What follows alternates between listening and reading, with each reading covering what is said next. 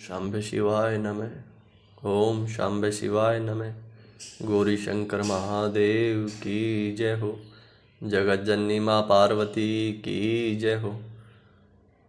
नंदीश्वर की जय हो। रिद्धि सिद्धियों की जय हो। गणेश जी की जय हो। कार्तिक जी की जय हो। सभी साधकों और सभी भक्तों की जय हो। आज हम आपको अश्वत्थामा के रूप में शिव के अवतार का वर्णन की चर्चा सुनाएंगे। बहुत ही महत्वपूर्ण विषय, बहुत ही महत्वपूर्ण सत्संग है।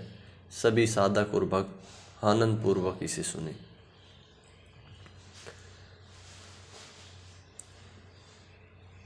महाबुद्धिमान देवर्षि बृहस्पति के अंश से महर्षि भारद्वाज से अयोनिज पुत्र के रूप में आत्मवेता द्रोण उत्पन्न हुए, जो धनुषधारियों में श्रेष्ठ, पराक्रमी, विप्रों में श्रेष्ठ, संपूर्ण शास्त्रों के जानने वाले, विशाल कीर्ति वाले, महातेजस्वी एवं सभी अस्त्रों के ज्ञाताओं में श्रेष्ठ थे।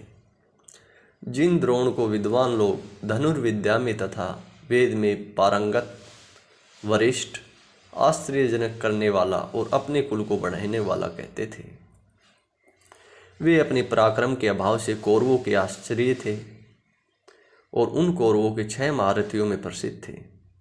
उन द्विजोतम द्रोण ने कौरवों की सहायता के लिए पुत्र की इच्छा से शिवजी को लक्ष्य करके बहुत बड़ा तप किया। उसके बाद उनके तप से प्रसन्न होकर भक्तवत्सल्य शिवजी ने द्रोणाचार्य के समक्ष प्रकट हुए। उन्हें देखकर उन ब्राह्मण द्रोण ने उन्हें शीघ्रता से प्रणाम कर हाथ जोड़कर विनम्र हो अत्यंत प्रसन्नचित होकर उनकी स्तुति की। उनकी स्तुति तथा तपस्या से संतुष्ट हुए भक्तवत्सल्य प्रभु शंकर ने द्रोण से कहा, वर मांगो। शिवजी के इस वचन को सुनकर अति विनम्र द्रोण ने कहा कि मुझे महाबली, सबसे अजय तथा अपने अंश से उत्पन्न एक पुत्र दे दीजिए।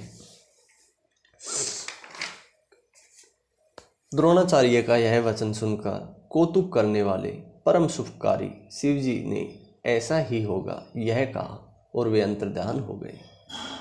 द्रोणाचार्य भी निशंक और प्रसन्नतापूर्वक अपने घर लौट आए। उन्होंने वह सारा वृत्तांत अपनी स्त्री से प्रेम पूर्वक बतलाया। इसके बाद अवसर पाकर वे प्रभु रुद्र अपने अंश से द्रोण के महाबलवान पुत्र के रूप में उत्पन्न हुए। हे मुने, वे पृथ्वी पर अश्वत्थामा के नाम से विख्यात हुए। वे महान वीर थे। उनकी आंखें कमल पत्र के समान थी और वे शत्रु पक्ष का विनाश करने वाले थे। ये महाबली अश्वत्थामा महाभारत के संग्राम में पिता की आज्ञा से कौरवों के सहायक के रूप में प्रसिद्ध हुए। उन महाबली अश्वत्थामा का आश्रय लेने के कारण ही महाबलवान भीष्मादि कौरवगण देवताओं के लिए भी अजय हो गए। उन्हीं से भयभीत होने के कारण पांडव लोग कौरवों को जीतने में अपने को असमर्थ पा रहे थे और परम बुद्धिमान तथा महान वीर होकर भी अश्वत्थामा के भय से असमर्थ हो गए। तब श्री कृष्ण के उपदेश से महाबली अर्जुन ने शिव की कठोर तपस्या कर उनसे अस्त्र प्राप्त किए, उन कौरवों पर विजय प्राप्त की। उस समय महादेव के अंश से उत्पन्न हुए उन अश्वत्थामा ने कौरवों की भक्ति से प्रसन्न होकर उनके वशीभूत होकर युद्ध में प्रयत्नपूर्वक शिक्षित पांडव पुत्रों का विनाश करके अपना प्रताप दिखाया। श्री कृष्ण आदि महावीर बलवान शत्रु भी उनके बल को रोक नहीं सके। पुत्र के शोक से संतप्त अर्जुन को श्री कृष्ण के साथ रथ से अपनी ओर आता हुआ देखकर वे भाग खड़े हुए। अश्वत्थामा ने अर्जुन पर ब्रह्मश्री नामक अस्त्र का प्रहार किया। उससे सभी दिशाओं में प्रचंड तेज उत्पन्न हो गया। अपने प्राणों पर आई हुई आपत्ति को देखकर अर्जुन दुखी हुए और उनका तेज नष्ट हो गया। तब उन्होंने क्लेशक्रांत तथा भयभीत होकर श्री कृष्ण से कहा। अर्जुन बोले, हे कृष्ण, यह क्या है? यह दुस्सहस तेज चारों ओर से घेरे हुए कहाँ से आ रहा है? मैं इसे नहीं जान पा रहा हूँ। अर्जुन का यह वचन सुनकर श्री कृष्ण ने पार्वती सहित भगवान शंकर का ध्यान करने का अनुग्रह किया। श्री कृष्ण बोले, यह द्रोण के पुत्र का महातेजस्वी ब्रह्मास्त्र है।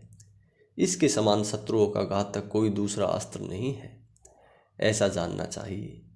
आप शीघ्र ही भक्तों की रक्षा करने वाले अपने प्रभु शंकर का ध्यान कीजिए, जिन्होंने आपका सारा कार्य संपादन करने वाला तथा सर्वोत्कृष्ट अस्त्र आपको प्रदान किया है।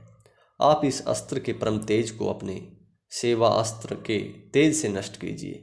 इतना कहकर स्वयं श्री कृष्ण अर्जुन की रक्षा के लिए शिव का ध्यान करने लगे। हे मुनि, श्री कृष्ण की बात सुनकर अर्जुन ने अपने मन में शिव जी का ध्यान किया और इसके बाद जल से आचमन कर शिव को प्रणाम करके उस अस्त्र को शीघ्र ही छोड़ा। हे महामुनि, यद्यपि वह ब्रह्मश्री नामक अस्त्र अमोघ है तथा इसकी प्रतिक्रिया करने वाला कोई अन्य अस्त्र नहीं है, फिर भी वह शिवजी के अस्त्र के तेज से उसी क्षण नष्ट हो गया। अद्भुत चरित्र वाले उन शिव के संबंध में इसे आश्चर्य मत समझिए, जो अजन्मा शिव अपनी शक्ति से सारे संसार को उत्पन्न कर सकता है, उसका पालन करते हैं, संहार करते हैं। इसके बाद शिव के अंश से उत्पन्न हुए तथा शिव जी की इच्छा से तुष्ट बुद्धि वाले अश्वत्थामा इस शैव वृतांत को जानकर कुछ भी व्यथित नहीं हुए। इसके बाद अश्वत्थामा ने इस संपूर्ण संसार को पांडवों से रहित करने के लिए उत्तरा के गर्भ में स्थित बालक को विनिष्ट करने का निश्चय किया।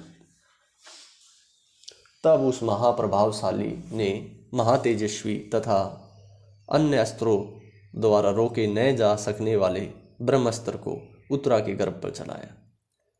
तब उस अस्त्र से जलती हुई अर्जुन की पुत्रवधू उत्तरा व्याधु कुचलित होकर लक्ष्मीपति श्री कृष्ण की स्तुति करने लगी। इसके बाद श्री कृष्ण ने हृदय से सदाशिव का ध्यान कर उनकी स्तुति की और उन्हें प्रणाम जान किया कि पांडवों के विनाश के लिए यह अश्वत्थामा अस्त्र है।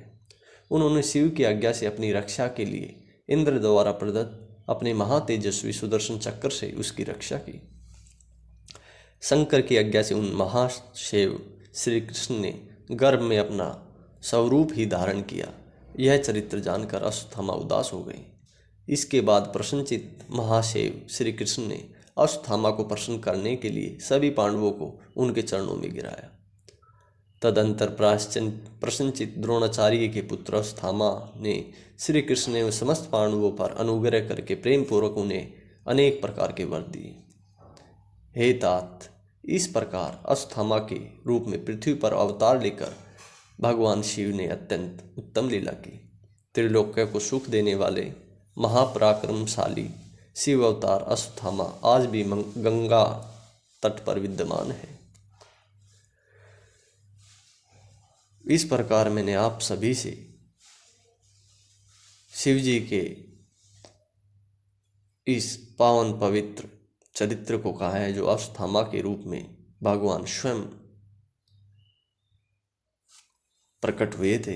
तो सभी साधकों, सभी भक्तों को ओम नमः शिवाय, हर हर महादेव।